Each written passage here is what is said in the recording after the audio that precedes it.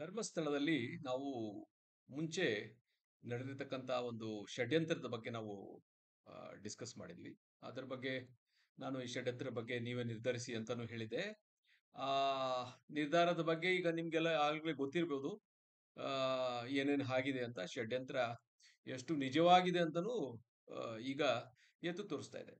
But ಈ ಷಡ್ಯಂತ್ರದ video ನಂತರ ನನಗೆ ಸುಮಾರು ಜನದ ಕೆಲವು messages in the form of comments, ಮತ್ತೆ ಕೆಲವರು ನನ್ನನ್ನು ಮಾತಾಡಲಿಕ್ಕೆ ಪ್ರಯತ್ನ ಪಟ್ಟರು. ಪ್ರಾಬಸಿಬಲಿ ನನ್ನ ಮೇಲೆ ಇರ್ತಕ್ಕಂಥ ನಂಬಿಕೆ, ಸೊ ವಿಶ್ವಾಸ ಇದರಿಂದ. ಬಟ್ ನನಗೆ ಈ ಸೌಜನ್ಯ ಕೇಸ್ ಬಗ್ಗೆ ಸುಮಾರು ಪ್ರಶ್ನೆಗಳು ಕೇಳ್ತಾ ಇದ್ರು. ಸೊ ಸೌಜನ್ಯ ಕೇಸ್ಗೆ ಕೆಲವರು ನನಗೆ ಕೆಲವು ಡಾಕ್ಯುಮೆಂಟ್ಸ್ನ ಕಳಿಸ್ಕೊಟ್ರು. ಕೋರ್ಟಿಂದ ಏನಿದೆ ಆ, ಅದರದ್ದು ಕೆಲವು ಡಾಕ್ಯುಮೆಂಟ್ಸ್ ಕಳಿಸ್ಕೊಟ್ರು. Though it is not a complete document, but ಕೆಲವು ಅಂಶಗಳು ಡೆಫಿನೆಟ್ಲಿ ಅದಕ್ಕೆ ಇಟ್ಸ್ ವೆರಿ ಹೆಲ್ಪ್ಫುಲ್. ಆಮೇಲೆ ಎಲ್ಲದಕ್ಕಿಂತ ನಾನು ಮೊದಲೇ ಇದ್ರ ಬಗ್ಗೆ ಜಡ್ಜ್ಮೆಂಟ್ ನನಗೆ ಗೊತ್ತಿತ್ತು. ಜಡ್ಜ್ಮೆಂಟ್ ಅಲ್ಲಿ ಆ, ಸಂತೋಷ್ ರಾವ್ ಅಂತ ಅಕ್ಯೂಸ್ಡ್ ಏನಿದ್ದಾರೆ, ಅವರಿಗೆ ಯಾವುದೇ ಪುರಾವೆ ಇಲ್ಲದೆ ಇದ್ದ ಕಾರಣದಿಂದ ಅವ್ರನ್ನ ಅಕ್ವಿಟ್ ಮಾಡ್ತಾ ಇದೀವಿ ಅಂತ. ಬಟ್ ಈಗ ನನಗೆ ಸಿಕ್ಕಿರೋ ಡಾಕ್ಯುಮೆಂಟ್ಸ್ ನೋಡ್ತಾ ಇದ್ರೆ, ನೋಡಿ, ನಾನು ಸಾವಿರಾರು ಕೇಸು ಈ ಮರ್ಡರ್ಸ್ ದೇಶದಲ್ಲೂ ಮಾಡಿದ್ದೀನಿ, ವಿದೇಶದಲ್ಲಿ ಜಾಸ್ತಿ ಕೇಸ್ ಮಾಡಿದ್ದೇನೆ. ಎಸ್ಪೆಷಲಿ ಈ murders are concern, sexual assaults and murders. So ಈ ತರ ಕೇಸಲ್ಲಿ ಬಟ್ ನನಗೆ ಆಶ್ಚರ್ಯ ಆಗಿದ್ದು ಅಂದ್ರೆ, ಇಷ್ಟು ಕೀಳಮಟ್ಟಕ್ಕೆ ತನಿಖೆ ಹೋಗುತ್ತಾ ಅಂತ. ಇದು ನಂಬರ್ ಒನ್ ಅಬ್ಸರ್ವೇಷನ್ಸ್ ನಾನು ಹೇಳಲಿಕ್ಕೆ ಇಷ್ಟಪಡ್ತೀನಿ. ತನಿಖೆ ಇಷ್ಟು ಕೀಳಮಟ್ಟಕ್ಕೆ ಹೋಗುತ್ತಾ, ದಟ್ ಇಸ್ ನಂಬರ್ ಒನ್. ಎರಡನೇದು, ಇಷ್ಟು ಕೀಳಮಟ್ಟದ ತನಿಖೆನಲ್ಲೂ ಸಹ ಇಷ್ಟೆಲ್ಲ ಆದ್ರೂ ಸಹ ಅವ್ರ ಮೇಲಧಿಕಾರಿಗಳು ಯೂಶಲಿ ಏನ್ ಮಾಡ್ತಾರೆ, ಹೋಮಿಸೈಡಲ್ ಕೇಸಸ್ ಸಬ್ ಇನ್ಸ್ಪೆಕ್ಟರ್ ಮಾಡೋದಿಲ್ಲ, ಇನ್ಸ್ಪೆಕ್ಟರ್ ಮೇಲೆ ಇರ್ತಕ್ಕಂಥ ACP ಇಲ್ಲ DYSP ಇರ್ತಾರೆ, ಅದರಿಂದ ಅಡಿಷನಲ್ SP ಅಲ್ಲಿದಕ್ಕಿಂತ even the local regional IG ವರೆಗೂ ದ ಫೈಲ್ಸ್ ವಿಲ್ ಗೋ. ಇಷ್ಟು ಯಾರಿಗೂ ಗೊತ್ತಾಗ್ಲಿಲ್ವಾ ಅಂತ. ಅಂದ್ರೆ ದ ಅಕ್ಯೂಸ್ಡ್ ಯಾರು ಸಂತೋಷ್ ರಾವ್ ಅಂತ ಹಿಡ್ಕೊಂಡಿದ್ದಾರೆ, ಅವನಿಗೆ ಸಬ್ಸ್ಟಾನ್ಶಿಯೇಟ್ ಮಾಡಲಿಕ್ಕೆ, that is involve in the crime, ಯಾವುದೇ ಪುರಾವೆ ಇಲ್ಲ. This is what I wanted to make a disclosure. That ಇದು ಡಾಕ್ಯುಮೆಂಟ್ಸ್ ಆಧಾರದ ಮೇಲೆ ಹೇಳ್ತಾ ಇದ್ದೀನಿ. ಇವನು ಅಕ್ಯೂಸ್ ಅಂತ ಹೇಳಿಕ್ಕೆ ಯಾವುದು ಪುರಾವೆನೇ ಇಲ್ಲ. ಅಷ್ಟ ಆದ್ರೂ ಸಹ ಇನ್ಸ್ಪೆಕ್ಟರ್ ಗೊತ್ತಾಗ್ಲಿಲ್ಲ, ಅಲ್ಲಿರ್ತಕ್ಕಂಥ ಸಬ್ ಇನ್ಸ್ಪೆಕ್ಟರ್, ಅದ ನಂತರ DSP ಗೊತ್ತಾಗ್ಲಿಲ್ಲ, SP ಗೊತ್ತಾಗ್ಲಿಲ್ಲ, ಅಡಿಷನಲ್ SP ಗೊತ್ತಾಗ್ಲಿಲ್ಲ, ಅಲ್ಲಿರ್ತಕ್ಕಂಥ ರೀಜನಲ್ IG ಗೊತ್ತಾಗ್ಲಿಲ್ಲ, ಎಲ್ಲದಕ್ಕಿಂತ ಪ್ರಾಸಿಕ್ಯೂಷನ್ ಗೊತ್ತಾಗ್ಲಿಲ್ಲ. ಅದು ಯಾವ ಆಧಾರದ ಮೇಲೆ ಈ ಕೇಸ್ನ ಅವರು ವಾದಿಸ್ತಾ ಹೋಗ್ತಿದ್ದಾರೆ. And the court has got, ನೋಡಿ, ಕೋರ್ಟ್ ನಲ್ಲಿ ಏನಾಗುತ್ತೆ ಅಂದ್ರೆ, first if the charge sheet accept ಮಾಡಕ್ಕಿಂತ ಮುಂಚೆ, is it fit for the trial ಅಂತ ಒಂದು ಇರುತ್ತೆ. So this case is not fit for the trial ಅಂತ ಅವತ್ತೇ ಹೇಳ್ಬೋದಾಯ್ತು ಅಂತ ನನ್ನ ಅನಿಸಿಕೆ. ಯಾಕಂದ್ರೆ ದ ಅಕ್ಯೂಸ್ಡ್ಗೆ ಬೇಕಾಗಿರ್ತಕ್ಕಂಥ ಎವಿಡೆನ್ಸ್ ಇಲ್ವೇ ಇಲ್ಲ ಇದರಲ್ಲಿ. ಸಂತೋಷ್ ರಾವ್ ಅಂತ ಯಾರು ಅಕ್ಯೂಸ್ ಮಾಡಿದ್ದಾರೆ, ಯಾಕೆ ಅಂತ ಹೇಳ್ತೀನಿ. ಏನು ಎವಿಡೆನ್ಸ್ ಇಲ್ಲ. ನೋಡಿ, ಯಾವುದೇ ಕ್ರೈಮ್, ಯಾವುದೇ ಅಪರಾಧ ತಗೊಂಡಾಗ ನಾವು ಅಪರಾಧಿನ ಪ್ಲಸ್ ವಿಕ್ಟಿಮ್ ಯಾರಿದ್ದಾರೆ ಅವ್ರನ್ನ ಕೋರಿಲೇಟ್ ಮಾಡಲಿಕ್ಕೆ ಎವಿಡೆನ್ಸ್, ಪ್ಲಸ್ ಆ ವಿಕ್ಟಿಮ್ ಇಂದ ಕ್ರೈಮ್ ಸೀನ್ಗೆ ಕೋರಿಲೇಟ್ ಮಾಡಲಿಕ್ಕೆ ಎವಿಡೆನ್ಸ್.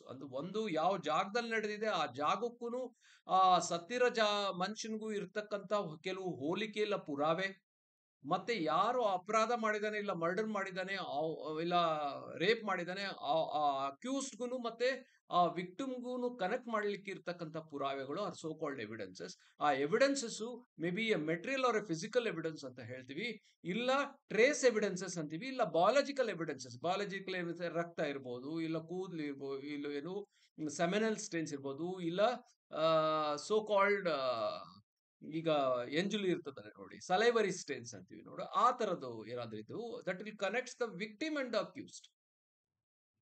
ಇದು ಅಕ್ಯೂಸ್ಡ್ ಬಟ್ಟೆಗಳ ಮೇಲೆ ಇರ್ತದೆ, ಇಲ್ಲ ಅಕ್ಯೂಸ್ಡ್ ಮೈ ಮೇಲೆ ಇರ್ತಕ್ಕಂಥ ಗಾಯಗಳಿರ್ತದೆ, ಇಲ್ಲ ಇವನು ಅಕ್ಯೂಸ್ ಇಂದ ವಿಕ್ಟಿಮ್ ಮೇಲೆ ಮಾಡಿರ್ತಕ್ಕಂಥ ಗಾಯಗಳಿರ್ತದೆ. ನೋಡಿ, ಆಶ್ಚರ್ಯ ಏನಂದ್ರೆ, ಇಲ್ಲ ಅಲ್ಲಿ ಯಾವ ಜಾಗದಲ್ಲಿ ಬಿದ್ದಿದ್ದಾರೆ ಆ ಜಾಗದಲ್ಲಿ ಏನಾದ್ರೂ ಇದು ಹುಲ್ಲಿನದಾಗ್ಲಿ, ಇಲ್ಲ ಮಣ್ಣಿಂದ ಆಗ್ಲಿ, ಇಲ್ಲ ರಕ್ತದ ಕಲೆಯಲ್ಲಿ ಯಾವುದೇ ಆಗ್ಲಿ, ಆ ಮಣ್ಣಿಂದ ವಿಕ್ಟಿಮ್ಗಿದೆ ಹೊರತು ಆ ವಿಕ್ಟಿಮ್ ಸೌಜನ್ಯದಿಂದ ಅಕ್ಯೂಸ್ಗೆ ಯಾವುದೇ ತರ ಅವನ ಬಟ್ಟೆ, ನೋಡಿ, ಬಟ್ಟೆ ಕ್ಲೀನ್ ಆಗಿದೆ, ಬಟ್ಟೆ ಮೇಲೆ ಒಂದು ಸ್ಟೇನ್ ಇಲ್ಲ, ಮಣ್ಣಿನ ಸ್ಟೇನು ಇಲ್ಲ, ರಕ್ತದ ಕಲೆಗಳೂ ಇಲ್ಲ. ವೀರ್ಯಾಣು ಕಲೆಗಳೂ ಇಲ್ಲ, ಸಲೈವರಿ ಸ್ಟೆನ್ಸ್ ಎಂಜಲಿನ ಕಲೆಗಳೂ ಇಲ್ಲ. ಅಂದ್ರೆ ಬಟ್ಟೆ ಆಮೇಲೆ ಎಲ್ಲದಕ್ಕಿಂತ ಸೌಜನ್ಯದ ಅಂಡರ್ ಗಾರ್ಮೆಂಟು ಆ ಜಾಗದಲ್ಲಿ ಸಿಕ್ಲಿಲ್ಲ ಅನ್ಬಿಟ್ಟು ಪೊಲೀಸ್ ಅವರು ಅವ್ರ ಮನೆಯಿಂದ ತಗೊಂಡು ಬಂದು ಆ ಎವಿಡೆನ್ಸ್ ಅಂತ ತಗೊಂಡು ಅದನ್ನ ಪೊಲೀಸ್ ಅದನ್ನ ಸಬ್ಮಿಟ್ ಮಾಡಿದ್ದಾರೆ ಕೋರ್ಟಿಗೆ. ಅಂದ್ರೆ ಎಷ್ಟು ವಿಪರ್ಯಾಸ. ಅದಕ್ಕೆ ಹೇಳ್ತಾ ಇದ್ದೀನಿ, ಈ ತರ ಕೇಸು ನಾನು ಲೈಫ್ ನಲ್ಲಿ ನೋಡಿದಿಲ್ಲ. ಯಾಕಂದ್ರೆ ಇಷ್ಟು ಸಾವಿರಾರು ಮರ್ಡರ್ಸ್ ನಾನು ನೋಡಿದ್ದೇನೆ ದೇಶ ವಿದೇಶಗಳಲ್ಲಿ, ಬಟ್ ಇಷ್ಟು ಕೀಳಮಟ್ಟದ ತನಿಖೆ ನಾವು ನೋಡಿಲ್ಲ. ಎಲ್ಲದಕ್ಕಿಂತ ಅವನು ಸಂತೋಷ್ ರಾವ್ಗೆ ಒಂದು ಫೈಮೋಸಿಸ್ ಅಂತ ಒಂದು ಕಾಯಿಲೆ ಅಂತ ನೀವೇನ್ ಹೇಳ್ತೀರಿ, ದಟ್ಸ್ ಎ ಥಿಂಗ್. ಏನಂದ್ರೆ ದಟ್ ಈ cannot perform A sexual intercourse. ಅವನಿಗೆ ಆ ಕಂಡೀಷನ್ ಅಲ್ಲಿ ಇದ್ದಾಗ ಅವ್ನು ರೇಪ್ ಹೇಗ್ ಮಾಡ್ತಾನೆ? ಒಂದು ಕಾಮನ್ ಸೆನ್ಸ್. ಇದಕ್ಕೆ ಡಾಕ್ಟರ್ ನಮ್ಮಂತ ಎಕ್ಸ್ಪರ್ಟ್ ಅವಶ್ಯಕತೆ ಇಲ್ಲ, ಯಾರ್ ಬೇಕಾದ್ರೆ ಹೇಳ್ತಾರೆ. ಅಂಥದ್ರಲ್ಲಿ ಸೌಜನ್ಯದ ಜೆನೆಟಲ್ ಪಾರ್ಟ್ಸ್, ಪ್ರೈವೇಟ್ ಪಾರ್ಟ್ಸ್ ನಲ್ಲಿ ಎಷ್ಟು ಗಾಯಗಳಾಗಿದೆ.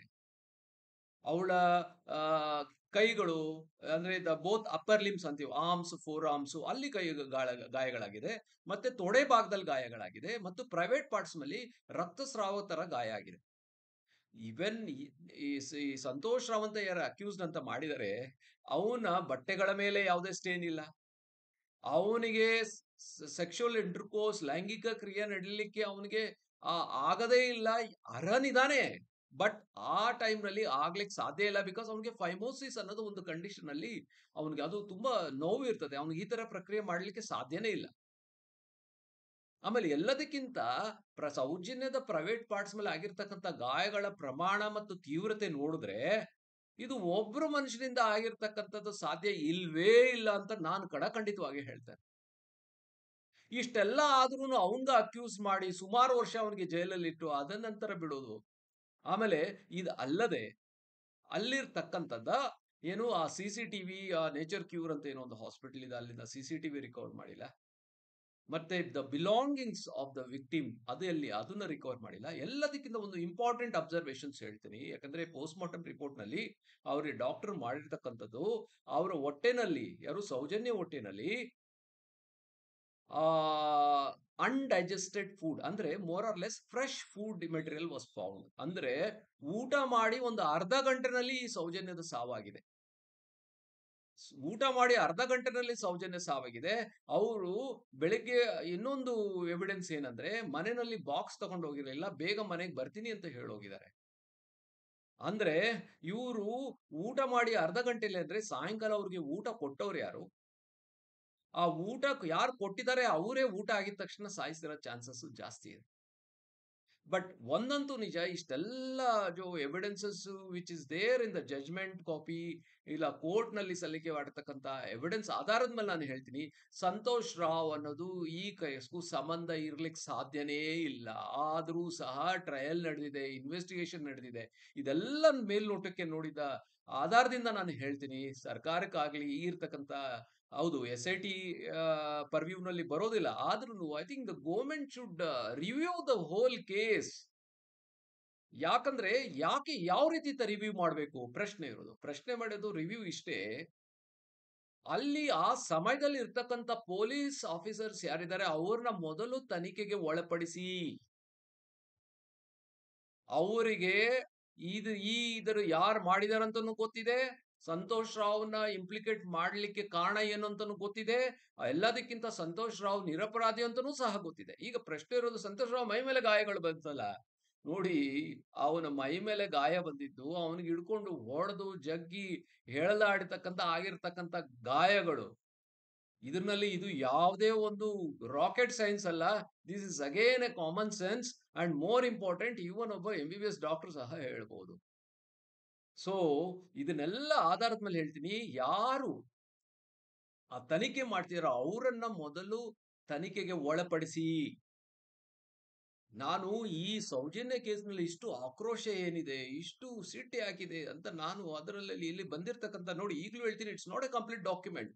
ಈಗ ಕಂಪ್ಲೀಟ್ ಡಾಕ್ಯುಮೆಂಟ್ ಕೊಟ್ರೆ ನಮ್ಮಂತವ್ರಿಗೆ ಐ ಥಿಂಕ್ ನಾವು ಇದ್ರದ್ದು ಒಂದು ಕತೆ ಬರೀಬಹುದು, ಅಂದ್ರೆ ನಮ್ಮ ಕತೆ ಸುಳ್ಳಾಗ್ಲಿಕ್ಕೆ ಸಾಧ್ಯನೇ ಇಲ್ಲ.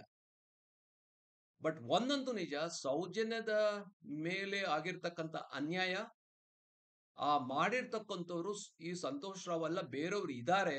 ಅವ್ರನ್ನ ಹುಡುಕಿ ಸರ್ಕಾರ ಅವ್ರಿಗೆ ಶಿಕ್ಷೆ ಆಗೋವರೆಗೂ ಈ ಒಂದು ಆಂಗ್ವಿಷ್ ಅಂತ ಹೇಳ್ತೀವಿ, ಈ ಒಂದು ಸೋ ಕಾಲ್ಡ್ ರೆಬೆಲ್, ಯಾಕಂದ್ರೆ ಅವರು ಸಿಸ್ಟಮ್ಗೆ ರೆಬೆಲ್ ಆಗಿರ್ತಾರ ಕಾಣಿಸ್ತಾ ಇದೆ ಈ ಸೌಜನ್ಯ ಹೋರಾಟಗಾರರು. ಯಾಕಂದ್ರೆ ಸಿಟ್ಟಿದೆ, ಅವ್ರಿಗೆ ಗೊತ್ತಿದೆ. ಈಗ ನಮ್ಗೆ ಇಷ್ಟು ಕೆಲವೇ ಪುಟಗಳು ನೋಡಿದಾಗ ನನಗೆ ಒಂಥರ ಆಕ್ರೋಶ ಇದೆ. ಇದ್ರೆ ಇಷ್ಟು ಮೋಸ ಆಗ್ಲಿಕ್ಕೆ ಸಾಧ್ಯನಾ? ಯಾಕಂದ್ರೆ ಮೋಸ ಮಾಡೋರು ಇರ್ತಾರೆ, ಟ್ರಿಕ್ಸ್ ಆರ್ ದೇರ್. ಬಟ್ ಇದನ್ನ ತನಿಖೆದಾರಿಗಲ್ಲ, ನಮ್ಮಂತವ್ರ ಕಣ್ಣಿಗೆ ಬಿದ್ದಾಗ V usually catch those people. But ಅದು ಯಾಕೆ ಇದ್ರಲ್ಲಿ ಆಗ್ಲಿಲ್ಲ? ಸೊ ಇದು ಒಂದು ಆಶ್ಚರ್ಯಕರ. ಸೊ ಸರ್ಕಾರಕ್ಕೆ ಇಷ್ಟ ನಿವೇದನೆ ಇಷ್ಟೇ, see to that this has been reviewed and investigate. ಈಗಲೂ ನಾನು ಏನೋ ಒಂದು ನ್ಯೂಸ್ ಕೇಳಿದೆ, ದಟ್ ಇಸ್ ಅನ್ಕನ್ಫರ್ಮ್ ರಿಪೋರ್ಟ್ಸ್. ಅದು ಯಾರೋ ಒಂದು ಹೆಣ್ಮಗಳು ಇದನ್ನ ನೋಡಿದರೆ, ಏನೋ ಆಗಿರ್ತಕ್ಕಂಥ ಒಂದು ಸಸ್ಪಿಷಿಯಸ್ ಮೂವ್ಮೆಂಟ್ ಆ ದಿನ ಅಂತ ನೋಡಿದ್ದಾರೆ. I think that they also should be taken as a witness and ಎಲ್ಲದಕ್ಕಿಂತ and witness and examined. I think that something has to be done in this case. ಅನ್ಯಾಯ ಅಂತೂ ನಿಜ, ಸಂತೋಷ್ ರಾವ್ ಅಂತೂ ಅಪರಾಧಿ ಅಲ್ಲ, ಇಷ್ಟು ನಾನು ನಿಮ್ಗೆ ಹೇಳಲಿಕ್ಕೆ ಇಷ್ಟಪಡ್ತೀನಿ. ಆಮೇಲೆ ಎಲ್ಲದಕ್ಕಿಂತ ಒಬ್ರು ರಿಟೈರ್ಡ್ DOSP ಅವರು ಒಂದು ಸುದ್ದಿ ವಾಹಿನಿನಲ್ಲಿ ಕೂತ್ಕೊಂಡು ಸೌಜನ್ಯದ ರೇಪೇ ನಡೆದಿಲ್ಲ ಅಂತ ಹೇಳಿದ್ರು. ಸೊ ಇದಕ್ಕಿಂತ ಮೂರ್ಖತನ ನನಗೆ ಗೊತ್ತಿಲ್ಲ. ಯಾಕೆಂದ್ರೆ ಆ ರಿಪೋರ್ಟ್ ನಲ್ಲಿ ಇಷ್ಟು ಚೆನ್ನಾಗಿ ಉಲ್ಲೇಖ ಆಗಿದೆ, ಆದ್ರೂ ಅವರು ಈ ರೀತಿ ಯಾಕೆ ಮಾತಾಡಿದ್ರು? ಐ ಥಿಂಕ್ ಅವ್ರಿಗೂ ತನಿಖೆಗೆ ಒಳಪಡಿಸೋದು ಉತ್ತಮ ಅಂತ ನನ್ನ ಅನಿಸಿಕೆ. So I think see at the end of the day the system ನಲ್ಲಿ ಈ ತರ ಒಂದು ಅನ್ಯಾಯ ಆದಾಗ, ಯಾರು ನಿಜವಾದ ಅಪರಾಧಿ ಅಂತ ನಾವು ಕಂಡಿಡಿದೇ ಇದ್ದಾಗ ಮತ್ತು ಅವರನ್ನ ಶಿಕ್ಷೆಗೆ ಒಳಪಡಿಸದೇ ಇದ್ದಾಗ, ಸಮಾಜದಲ್ಲಿ ಈ ರೀತಿ ಪ್ರೊಟೆಸ್ಟು ಪ್ಲಸ್ ಇದನ್ನ ಆ ಪ್ರೊಟೆಸ್ಟ್ ಉಪಯೋಗ ಮಾಡ್ಕೊಳ್ಳೋರು ಬೇರೆ, ಪ್ರೊಟೆಸ್ಟ್ ಇಂದ ನ್ಯಾಯ ಸಿಗ್ಲಿಕ್ಕೆ ಹೋರಾಟಗಾರರು ಬೇರೆ. So this will turn into an anarchy ಅಂತ, ಅದೇನೇ ಈ ಧರ್ಮಸ್ಥಳದಲ್ಲಿ ಒಂದು ನಡೀಲಿಕ್ಕೆ ಕಾರಣ ಅಂತ ನನ್ನ ಅನಾಲಿಸಿಸ್ ಇದೆ. I hope the government will definitely will take into this consideration. ನಮ್ಮ ಹೋಮ್ ಮಿನಿಸ್ಟ್ರು ಅವರು ತುಂಬಾ ಸಕ್ಷಮರಿದ್ದಾರೆ. I think is well educated and he can understand. I think there should be a review in this case. And ನನ್ನ ಇದನ್ನು ಕೇಳ್ಪಟ್ಟೆ, ಅಕ್ವಟಲ್ committee ಮಾಡ್ಬೋದು, ಮತ್ತೆ ಇದನ್ನ ಅಪೀಲ್ ಹೋಗ್ಬೋದು, people can submit the evidences ಅಂತ ಹೇಳ್ತಾರೆ.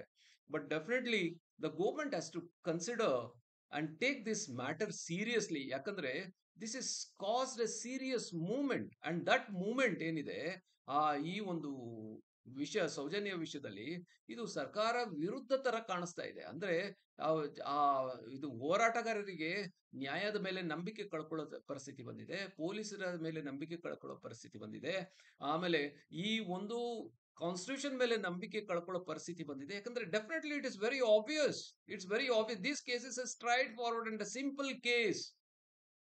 ಇದನ್ನ ಸಾಲ್ವ್ ಮಾಡೋದ್ರಲ್ಲಿ ತಪ್ಪು ಮಾಡಿದರೆ ಅವ್ರಿಗೆ ಶಿಕ್ಷೆ ಆದ್ರೆ ಎಲ್ಲ ಸರಿ ಹೋಗುತ್ತೆ ಅಂತ ನನ್ನ ಅನಿಸಿಕೆ. But definitely Santosh Rao is not an accused. There are other accused. ಈಗಲೂ ಕಾಲ ಮಿಂಚಿಲ್ಲ. They can connect the dots and solve the crime. Thank you.